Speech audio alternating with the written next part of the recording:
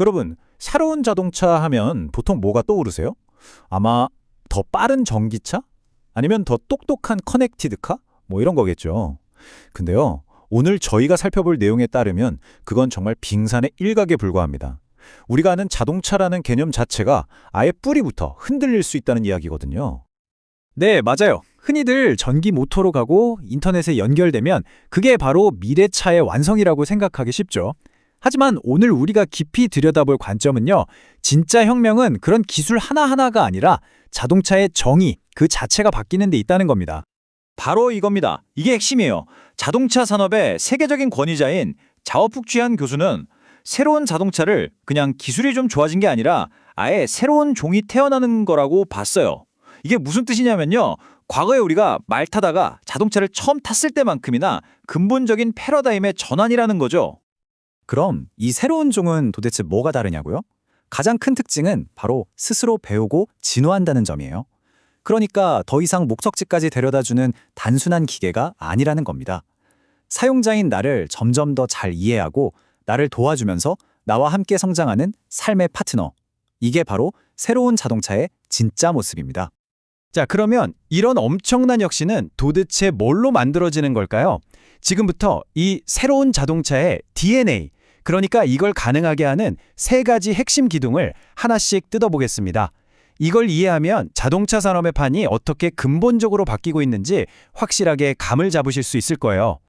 첫 번째 기둥, 바로 데이터입니다. 생각해보세요. 과거 자동차 산업의 가장 중요한 원자재가 뭐였죠? 바로 강철이었죠. 그런데 이제 새로운 자동차 시대의 원자재는 바로 데이터가 되는 겁니다. 차를 설계하고 만들고 우리가 타고 다니고 나중에 폐차할 때까지 그 모든 과정에서 나오는 데이터가 이제 가장 비싼 핵심 자산이 되는 시대가 온 거죠. 두 번째 기둥은요, 이 데이터를 그냥 쌓아두는 게 아니라 실제로 쓸모있게 만드는 힘, 바로 새로운 생산성입니다. 인공지능, 클라우드, 그리고 스마트폰처럼 무선으로 차를 업데이트하는 OTA 같은 기술들 있죠. 이런 기술로 그 방대한 데이터를 모으고 분석하고 적용하는 거예요. 마치 땅속에서 캐낸 원석을 반짝이는 보석으로 가공하는 것처럼 데이터를 아주 똑똑한 기능과 서비스로 만들어내는 능력인 셈이죠. 마지막 세 번째 기둥은 생태계입니다. 이제 자동차 회사가 우리가 다 만들었어 라고 말할 수 있는 시대는 끝났습니다. 자동차 회사뿐만 아니라 IT 기술 기업, 각종 서비스 회사, 심지어 정부까지 모두가 아주 긴밀하게 손을 잡아야만 해요. 예전처럼 부품을 순서대로 공급하던 그런 단순한 관계가 아니라 마치 거미줄처럼 복잡하게 얽힌 거대한 생태계가 이제 새로운 산업의 표준이 되는 겁니다.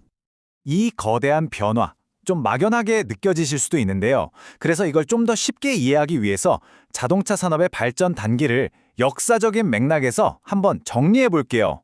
우리가 지금 어디쯤 와 있는지 알면 앞으로 가야 할 길이 훨씬 더 선명하게 보일 겁니다. 자동차 산업의 진화는 크게 세 단계로 나눠볼 수 있어요. 지금 우리가 있는 곳이 바로 1.0 전동화 단계입니다. 엔진이 모터로 바뀌고 있죠. 그리고 2025년쯤 되면 여기에 똑똑한 지능이 더해지는 2.0 스마트화 단계로 본격적으로 들어설 겁니다. 하지만 진짜 게임 체인저는 바로 3.0 생태계화예요. 이때가 되면 자동차는 그냥 차가 아니라 도시 인프라의 일부가 돼서 사회 전체를 연결하는 핵심 허브 역할을 하게 됩니다. 그러니까 지금 우리가 겪고 있는 전동화나 스마트화는 그 거대한 미래를 위한 준비 운동에 불과하다고 볼 수 있는 거죠. 자, 그럼 이 미래는 대체 어떻게 만들어지는 걸까요? 지금부터는 자동차 회사의 역할이 어떻게 바뀌어야 하는지에 한번 집중해 보겠습니다. 이젠 더 이상 그냥 튼튼하고 좋은 차를 만드는 것만으로는 살아남을 수 없는 시대가 오고 있거든요.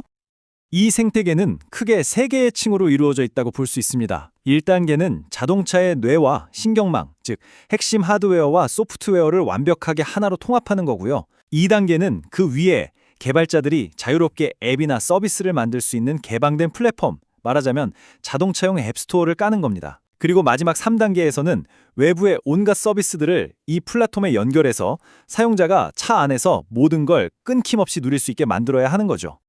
여기서 정말 중요한 포인트가 나옵니다. 자동차 회사의 역할이요, 이제는 제조업체가 아니라 마스터 통합자, 그러니까 오케스트라의 지휘자 같은 역할로 바뀌어야 한다는 거예요. 수많은 기술, 서비스, 파트너들을 조화롭게 지휘해서 하나의 멋진 교향곡을 만들어내는 능력. 이게 바로 미래 자동차 회사의 핵심 경쟁력이 될 겁니다. 그럼 오케스트라 지휘자가 되려면 구체적으로 뭘 바꿔야 할까요? 자동차 회사들이 이 새로운 게임에서 이기기 위해 내부적으로 어떤 변화를 겪어야 하는지, 말하자면 그들의 새로운 전략 지침서를 한번 들여다보겠습니다. 가장 먼저 바뀌어야 하는 건 리더의 역할입니다. 예전에는 정해진 돈과 시간 안에 차를 딱 만들어내는 프로젝트 매니저가 유능한 리더였죠. 하지만 이제는 사용자를 중심에 두고 차가 팔린 후의 업데이트와 서비스까지 그 차의 평생을 책임지는 프로덕트 매니저가 되어야 합니다. 관심의 중심이 과정에서 사용자 경험으로 완전히 이동하는 거죠. 이런 리더십의 변화는 개발 전략 자체를 완전히 뒤집어 놓습니다. 소프트웨어를 먼저 생각하고 하드웨어를 거기에 맞추는 소프트웨어 우선 방식이 기본이 되고요. 차를 팔면 끝이 아니라 무선 업데이트 OTA로 계속해서 새 차처럼 진화시켜야 하죠. 부품을 납품하는 공급업체와도 단순한 갑을 관계가 아니라 함께 혁신을 만들어가는 동반자가 되어야 합니다. 결국 미래의 경쟁력이라는 건 좋은 제품 하나가 아니라 제품, 서비스, 기술, 파트너십, 이 모든 걸 합친 종합예술 같은 역량으로 결정되는 겁니다. 지금까지 새로운 자동차에 대한 개념들을 쭉 살펴봤는데요. 자, 이제 마지막으로 이 거대한 변화가 실제 글로벌 경쟁 구도에서는 어떻게 나타나고 있는지 한번 보겠습니다. 과연 누가 이 레이스에서 앞서 나가고 있을까요?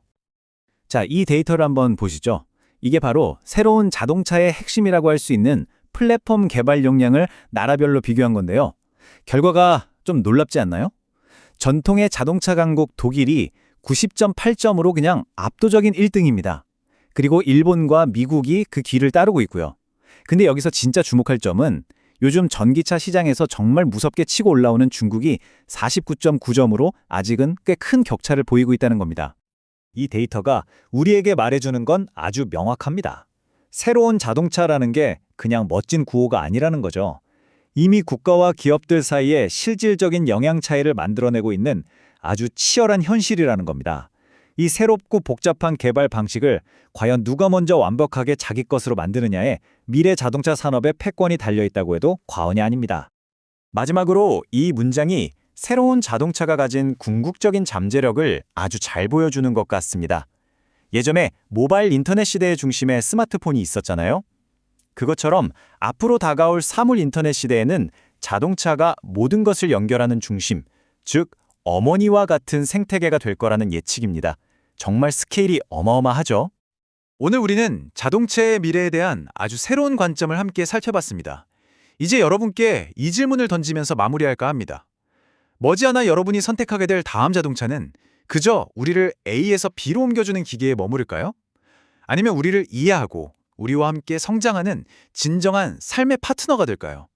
그 선택의 순간은 이미 우리 앞에 와 있습니다.